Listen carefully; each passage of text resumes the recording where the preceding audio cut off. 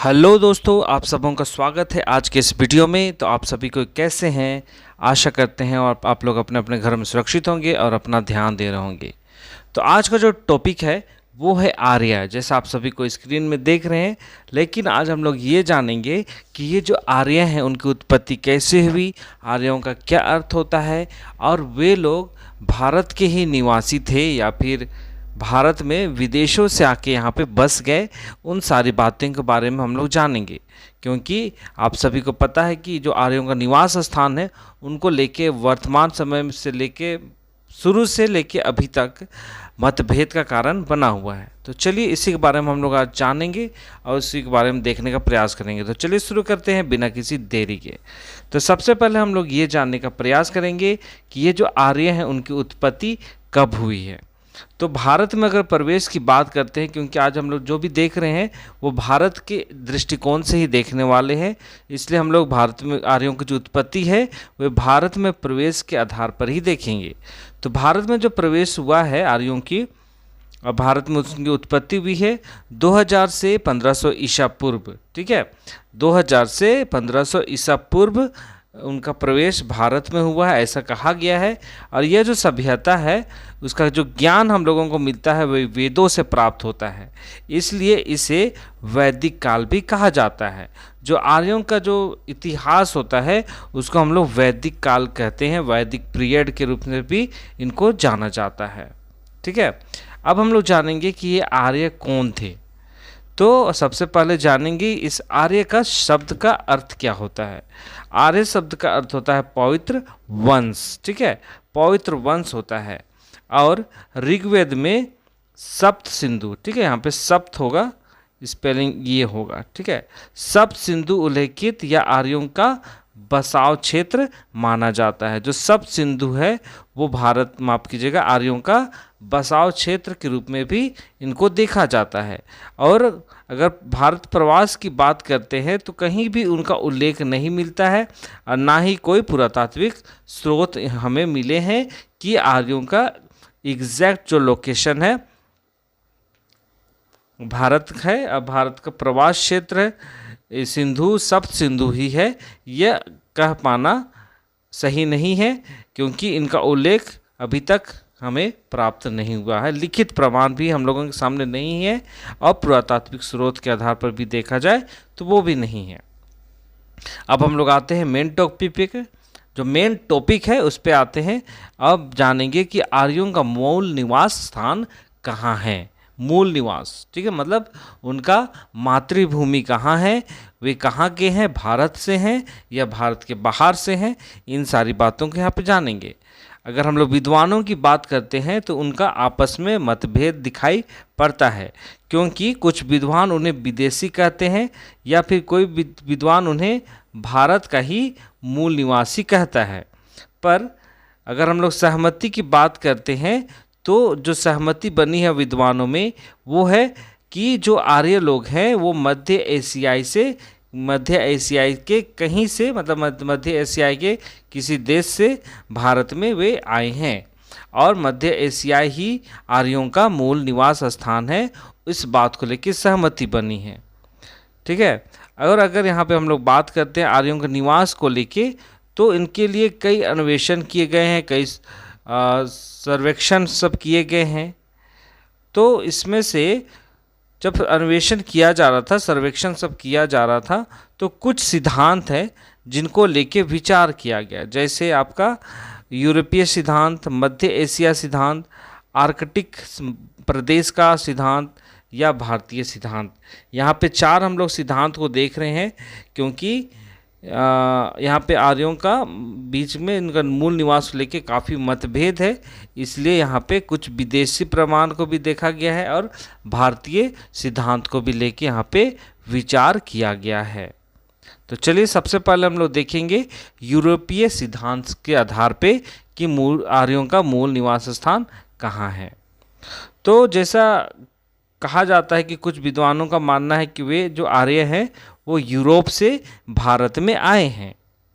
ठीक है, तो वहीं पे एक माइनर एशिया के बुगाज कोई नाम का एक स्थान है। ठीक है, माइनर एशिया में मतलब एशिया के ही मिडिल में ऐसा एक जगह है, बोगाच कोई नाम का एक स्थान है।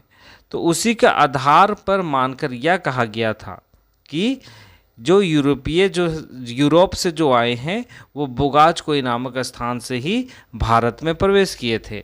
तो इसी क्षेत्र को लेकर ही कहा गया है विद्वानों के द्वारा कि वे यूरोप के रहने वाले थे, बोगाच कोई नाम स्थान के। ठीक है, और इसी स्थान में, ठीक है, बोगाच कोई एक स्थान है, वहीं से 14वीं शताब्दी के कुछ लिखित प्रमाण हम लोगों को मिले हैं सर्वेक्षण के आधार पे, जिसमें राजाओं के नाम उल्लेखित हैं। जो लिखित प्रमाण है उस पे राजाओं का नाम लिखित है, और जो नाम सब लिखित में मिलता है वे आर्यों के नाम से मिलता जुलता है, ऐसी बातें कही गई है इस लिखित प्रमाण में, जो है आपका 14वीं शताब्दी का लिखित प्रमाण है। तो इस आधार पर भी कहा गया है कि जो आर्य हैं वे यूरोप के रहने वाले हैं। और ये भी कहा गया है कि जो आर्यों का जो संबंध कहा गया है वो वहाँ के जो यूरोप के जो एक जाति है हित्ती और कस्सी, ठीक है, हित्ती और कस्सी नाम का जाति है यूरोप में, तो उससे संबंध को दिखाया गया है। तो इस कारण से भी कहा गया है कि वे यूरोप के रहने वाले हैं। और ये जो यूरोप, ये सिद्धांत जो है उसका सबसे पहला प्रतिपादन किया था सर विलियम जोन्स के द्वारा। सबसे पहली बार यूरोपीय सिद्धांत को माना गया था। ठीक है, और यहाँ पे हम लोग देखते हैं जो आर्यों की जो भाषा है, जो हम लोग भारतीय भाषा के रूप में भी इसको इस्तेमाल करते हैं, पितरी मतलब क्या हो गया, पिता हो गया, मातृ मतलब माता हो गया, मातृ का स्पेलिंग थोड़ा मिस्टेक हो गया है, तो यहाँ पे हम लोग देखते हैं। तो ये जो आर्यों की जो भाषा है जैसे पितृ मातृ, तो वो सब भी यूरोपीय भाषाओं से मिलते जुलते हैं, अगर भाषा के आधार से हम लोग यहाँ पे बात करें तो। ठीक है, तो भाषा के आधार पर से भी ये भी दिखाया गया है कि वे लोग यूरोपीय थे, क्योंकि यूरोपियों की जो भाषा है वो आर्यों की भाषा से मिलती जुलती है। तो एग्जाम्पल के तौर पे पितृ मातृ ये सारी की बातें। लेकिन यहाँ पे जो यूरोपीय सिद्धांत को कहा गया है कि वे यूरोप के हैं, तो यहाँ पे एक आलोचना को भी देखा गया है। ठीक है, कई आलोचक भी पैदा हुए हैं इस सिद्धांत के खिलाफ में, और उनका कहना है कि एक जगह पर दो जातियां रह सकती है, इस कारण से भी दो भाषाओं का मिलन हो पाया है।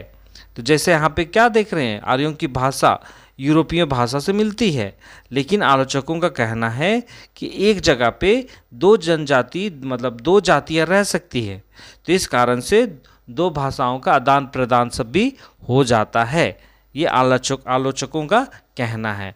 तो इस आधार पे उन आलोचकों का कहना है कि अगर हम लोग भाषा के आधार पे देखते हैं कि वे यूरोपीय हैं, तो ये कहना गलत होगा, उनका मानना है।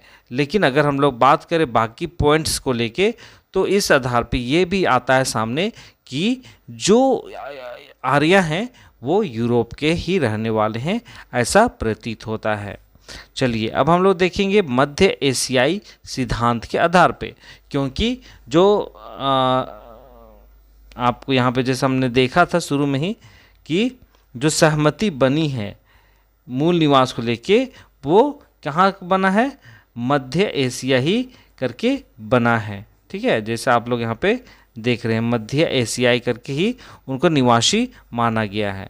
तो इसलिए हम लोग अगर मध्य एशिया सिद्धांत के आधार पे देखते हैं तो कई विद्वानों के द्वारा ये कहा गया कि आर्य मध्य एशिया के निवासी थे, और यहाँ पे ये भी कहा है कि आर्यों की जो भाषा है और धर्म है वो ईरानियों से मिलती जुलती है। मध्य एशिया क्या हो गया आपका, ईरान हो गया, इराक हो गया, आपका अफगानिस्तान हो गया, अरब कंट्रीज़ हो गया, वो सब क्या हो गया आपका मध्य एशिया का एरिया हो गया। ठीक है, तो वही कहा गया है कि आर्यों की जो भाषा है और धर्म है वो ईरानियों से मिलती जुलती है, ऐसी की बात कही गई है।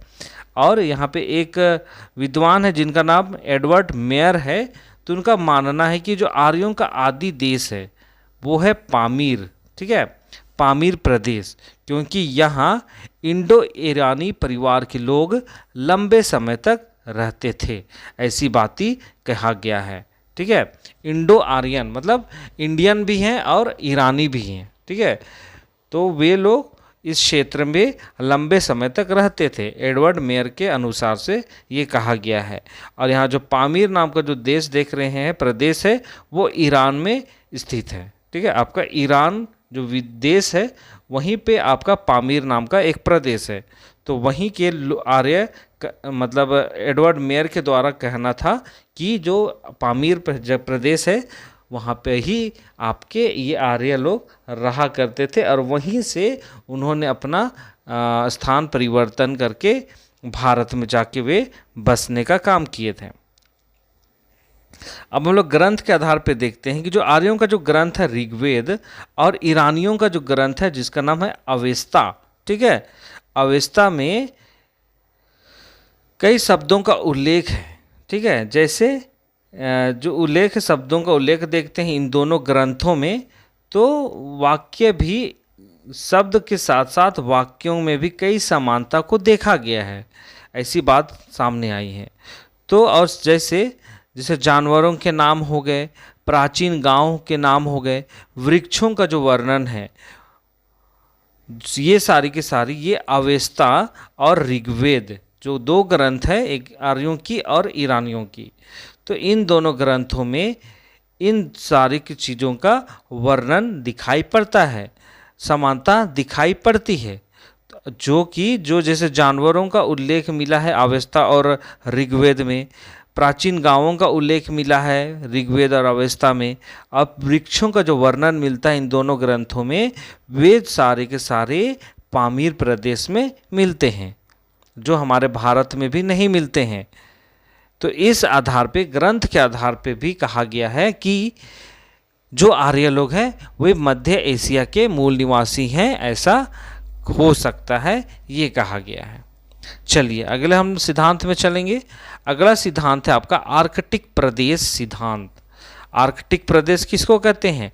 जो दक्षिणी ध्रुव पे स्थित है, ठीक है। आर्कटिक जहाँ पे पूरा सालों भर बर्फ जमे हो रहते हैं, सबसे ठंडा जगह कहा जाता है, और भारत के कई शोध संस्थान इसी ध्रुवीय क्षेत्र पे, आर्कटिक ध्रुवीय क्षेत्र पे स्थित है। तो बात करें, भारत के ही एक विद्वान है जिनका नाम है लोकमान्य बाल गंगाधर तिलक, जिसको आप लोग सभी को जानते हैं। ये एक विद्वान है, और उनके अनुसार से ये कहा गया है कि जो आर्य लोग हैं वे ध्रुवीय क्षेत्र के रहने वाले थे, जो आर्य हैं। और ध्रुवीय क्षेत्र किसको कहते हैं? आर्कटिक प्रदेश को कहा जाता है। अब बात करते हैं वैदिक संहिताओं के आधार पे, ये भी कहा गया है कि जो स्थान परिवर्तन के कारण ध्रुवीय क्षेत्र पे जलवायु परिवर्तन था। जो लोग, यहाँ पे थोड़ा सेंटेंस सही नहीं है, लेकिन यहाँ पे मैं बता दूं कि यहाँ पे कहना ये चाह रहा है कि जो वैदिक संहिता लोग हैं, मतलब जो लिखित है वैदिक संहिता, वैदिक ग्रंथ जो है, उसके आधार पे हम लोग मानते हैं कि जो ध्रुवीय क्षेत्र पे जब जलवायु परिवर्तन हुआ था, तो इसी जलवायु परिवर्तन के कारण वे लोग अपना स्थान को परिवर्तन करते हैं, और वे लोग ध्रुवीय क्षेत्र को छोड़कर भारत पे निवास करते हैं। ऐसी बातें वैदिक साहित्य में लिखित कहा गया है, ये बताया गया है बाल गंगाधर तिलक के आधार पे। और ये भी कहा गया है कि जो आर्य हैं भारत में सप्त सिंधु क्षेत्र में आके बसे थे, मतलब वे ध्रुवीय क्षेत्र से छोड़कर वे भारत के सप्त सिंधु क्षेत्र पे आके बस गए थे। और ऋग्वेद के कई सूक्त में 6 माह का वर्णन दिखाई पड़ता है। ऋग्वेद में 6 महीना का वर्णन दिखाई पड़ता है, और एक सूक्त में उषा काल का जो लंबे समय के लिए ध्रुवीय क्षेत्र पे होता था, मतलब 6 माह का जो वर्णन है, जो 6 माह की बात यहाँ पे ऋग्वेद में कही गई है, और उषा काल की बात जो ऋग्वेद में कहा गया है, वे सारे के सारे ध्रुवीय क्षेत्र पे ही दिखाई पड़ता है, ठीक है। क्योंकि 6 महीना के लिए दिन रहता है, 6 महीना के लिए रात रहता है। तो ये सारी की सारी जो वर्णन है ऋग्वेद के 21 सूक्त पे लिखित दिखाई पड़ा है। तो इसके आधार पर भी कहा गया है कि जो आर्य हैं वे आर्कटिक प्रदेश के रहने वाले थे। जैसे यहाँ पे कहा गया महाभारत के बारे में, महाभारत ग्रंथ के बारे में आप सभी को जानते हैं। और इसी महाभारत में एक पर्वत का नाम है सुमेरु पर्वत के बारे में यहाँ पे कहा गया है। और इस पर्वत में 1 वर्ष के लिए अधोरात होती है जो सिर्फ ध्रुवीय क्षेत्र पे होता है। जो महाभारत के सुमेरु पर्वत के बारे में कहा गया है वहाँ पे 1 वर्ष के लिए अधोरात रहता है, मतलब आधी रात रहता है, मतलब दिन भी रहती है रात भी रहती है। तो ये सारी की सारी वर्णन इस महाभारत में भी है। और ये जो है कहा गया है कि ये जो वर्णन कहा गया है 1 वर्ष की बात कही गई है वो सिर्फ और सिर्फ ध्रुवीय क्षेत्र पे दिखाई पड़ता है। 6 माह का वर्णन है, उषा काल का वर्णन है, वो सारे के सारे ध्रुवीय क्षेत्र से संबंधित है। तो इसके आधार पर भी ये कहा गया है कि जो आर्य लोग हैं वे आर्कटिक प्रदेश के रहने वाले हैं। और इसका कठोरता के साथ माने पूरे 100% के साथ कहा है भारत के विद्वान लोकमान्य तिलक के द्वारा ये बातें कही गई है। अब चलिए अगला स्लाइड में चलते हैं और ये जो आखिरी स्लाइड है और इसमें हम लोग जानेंगे भारतीय सिद्धांत के आधार पर। और कई भारतीय हैं जो इस सिद्धांत को फॉलो करते हैं। और अभी तक हमने जो 3 सिद्धांत देखे हैं उसी का ये कह सकते हैं निष्कर्ष के तौर पे देख सकते हैं। कि कहा गया है कि कई विद्वान जो हैं आर्यों को भारत को ही आदि देश कहा है। कई विद्वानों ने, भारतीय विद्वान हो सकते हैं इसमें, ठीक है। और ये भी कहा गया है कि अगर आर्य, उनके द्वारा कहा गया है, ये विद्वानों के द्वारा कहा गया है कि कई विद्वान जो हैं आर्यों को विदेशी कहा है, विदेश से आकर यहाँ बसे हैं, ऐसी बातें कही गई है। तो उन्हीं बातों को कुछ विद्वान कहते हैं कि अगर आर्य भारत के बाहर से होते तो उनके ग्रंथों में उन स्थानों का नाम जरूर होता, ठीक है। आर्यों का जो ग्रंथ है ऋग्वेद, उन ग्रंथों में अगर वे बाहर से रहते तो उन स्थानों के ऋग्वेद में मिलता, मतलब वर्णन मिलता उन जगहों के बारे में, स्थानों के बारे में। लेकिन ऐसा वर्णन दिखाई नहीं पड़ा है, ऐसा विद्वानों का कहना है। और ये सभी बात, और एक बात है कि जो आर्यों की जो भाषा है उसको संस्कृत माना जाता है। आर्यों की भाषा संस्कृत को कहा जाता है क्योंकि सारे, यहाँ पे थोड़ा मिसप्रिंट हो गया है, यहाँ पे क्या होगा, 1 मिनट मैं ज़रा देख लेता हूँ।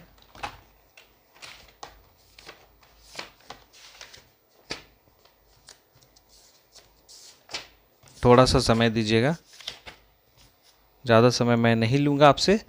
और यहाँ पे कहा गया है वेद लिखा है, मतलब वेद होगा, ठीक है।